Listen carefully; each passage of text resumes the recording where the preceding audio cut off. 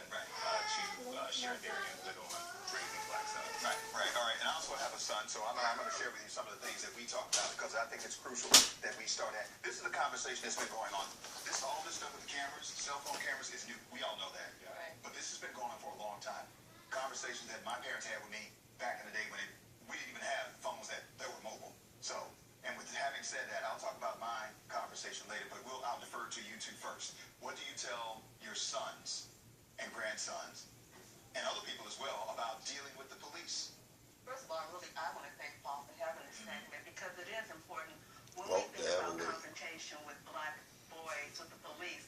If you're a mother, your boy might be Paul's age, or in my case, my sons are in their 30s, and my oldest son is 44. But I have two grandsons that I'm concerned about. And just the other day, my youngest son called me, said that he was stopped by the police, and I immediately got into a panic mode. Put your hands on the wheel, put up the volume, let the police know. He said, no, stop. I was just pulled over for a ticket, but immediately that fear came into me. And I had to remember the conversations that I had with them when they were very young on how to deal with the police. And it's a burden. It's a burden on them because, like Paul didn't understand at the age of 30 why his mother would call him today or yesterday or last week, always concerned about him. I was the same way with my children, and this was a couple of decades ago. But I mentor a lot of young men in high school and college, and you have to have this sort of conversation. And it's not that the police is really your enemy, but they are supposed to be servants. And if we choose to get into that occupation and you are in service, then you have to look at your client base. And I think that there's a principle that is obviously missing when it comes to police relations and understanding the communities in which they serve. For those incidents are not just few, right? The cell camera and technology may expose it, but when they made in the heat of the night, remember that? I remember.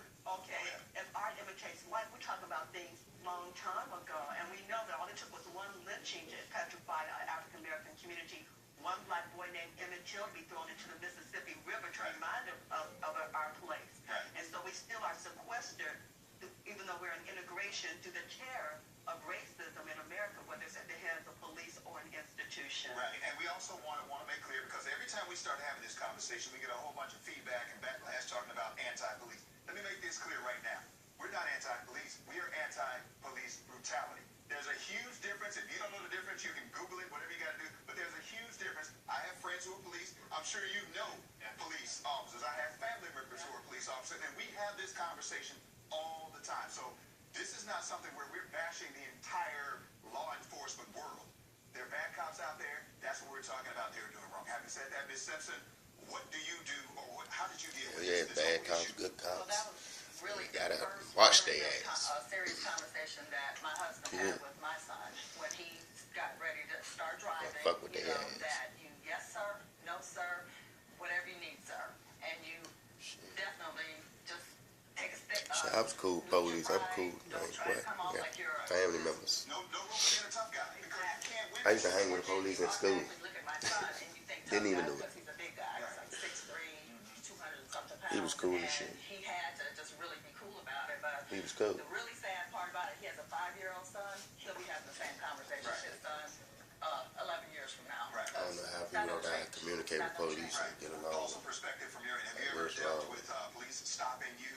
Like, why is the police shooting? Actually, and What's wrong with them police? I tell this story a lot. When I was 16 years old, I guess I got this Jaguar. Okay, it was British Racing Green, and I just Check their background, their history, talk to their parents. But the second day I had They got problems of lashing out, anger management. opportunity because the second day I had the car, I was going down Route 301, and a cop slowed down in front of me. They need some help. 25 miles per hour. He jumped in the right. I coasted by. They really check the police background. And I got See, they need to talk to their parents. treatment. Like, do your son be lashing out in this much of embarrassed to tell my them down mother exactly what he said. as a child, did he used to always Looking back want on to be childhood, niche. how there were things where I felt disenfranchised and marginalized, and I was embarrassed to tell and have those conversations with my parents. So now, bringing it forward to today in 2016, I can't hide that stuff because my mom is thinking about it. She's losing sleep.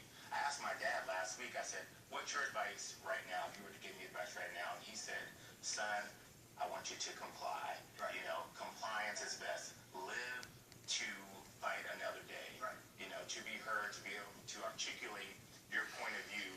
Stay in the creases and run them up. That's The key get there your is getting to the court of law. Right. Because that's what my son is 8 years old. police at are this supposed to point, be and helping. at some point, They do.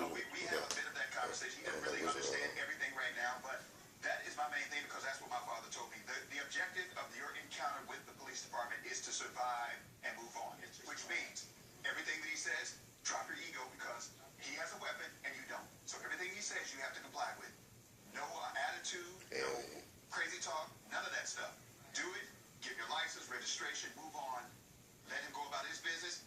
Even if he's acting crazy, let him go about his business, and then you go about your business, and you find a recourse, and you want to go that route. Otherwise, Even if it's leave it the alone. police acting You cannot crazy, win that fight. it's talking Even in about some hold up. cases, when you are doing that, as we've seen, it still can turn bad. And I also want to say this as well, because I've had an encounter. I've been stopped numerous times here in this area in the last couple of years, and I've had More purple time. well, probably because of my purple time. I've had good experiences with police officers as well. I've had a police officer stop me for speeding. I'm not going to say which jurisdiction. On Christmas Eve, he let me go. But there are good police officers out there, and we've seen that as well. But the problem is when you have these bad ones, they bring down the entire law enforcement organization. And people, like you said earlier, will get upset about that, but remember when one black person could do something, the whole race did it? So you say that you have these few police officers doing this, but it's so devastating, and sure, it will have an impact upon the whole community and our nation. But when my 7-year-old grandson is watching the news and he's seeing the protests happening, and he's asking, why are they shooting us? Don't they like black boys? And I had the question, you know, his asking me that. But when we talk about not bashing the police officers, we aren't, because we have law enforcement officers in our family. But it's not only just the choice between the coffin. Black men and black mothers and black fathers are also concerned about their child ending up in a cell. So the choice seems to be either the coffin or the jail cell. But there's the whole industrial system there called the penal institution. They're ready to put black men disproportionately in prison. So it's not just the fear of the cop, it's the fear of the whole system as well. And we understand the cops will have a trepidation because of the number of guns on the street. And It's a hard job. It's a hard job. But then you have to look at what Pam was talking about earlier, and Paul, we were discussing in the green room, is about the academy, who's training them for the service that they are undertaking for their employment. Right. And I think that Pam was talking about that, and maybe she can add to it. In the last 30 seconds, both you two close it out. Both you two, either one. Just that you have to be careful. I mean, yeah, that's the bottom line. I think this is the nation's capital, and I think it's up to us to lead by example. So I really am interested in the solution and unifying the people of this city, the people of Maryland, Virginia, with the police, because we all need to work together. Community policing should come back from the time when my father was a young child, and he told me about community policing and the importance of knowing the cops on the beat. So I'm really interested in getting engaged in that conversation and being a part of the solution. Right. And we told you about some social media as well. Maureen has been monitoring what was happening on social media for us. And a lot of people chiming in. I think the overall theme, a lot of people supporting what you're saying, but the issue coming up from some comments here, people talking about black criminality and why we're not talking about that, wanting to say why are we focused on cops killing blacks when we're not talking about black and black crime. Some saying that The police be killing a lot of what the hell they keep talking about black. So Police be killing white dog. social media, but it's not unreasonable. It's They not be killing all unlike what types we've heard of in other niggas killing shows niggas, when this all topic types has of been crazy addressed. So shit. again, running the gamut, please keep them coming in. We're going to keep this conversation going beyond Skip a when we go language. to commercials, so please keep the comments coming. But With that. again, we're hearing these The police issues. is killing niggas, man. People be just killing people. It's just like simple. Just chill out. Get their mind together. To become more unified and for people to understand why Black Lives Matter is something that is Human beings' life matters, period. And it's a conversation that we must have. Sad to say, that's the world we live in today. We have to move them out because of black on black crime. So we're not just in that. But then you move into New York and you have to be concerned about police brutality as well. It's not an either or, it's a both and, unfortunately, for the black community. They probably saying black because we just got the little swag and all that. We changed Puerto Ricans, huh? We changed white and everything. We changed all types of people to act like us. So it's our fault. We bring the street.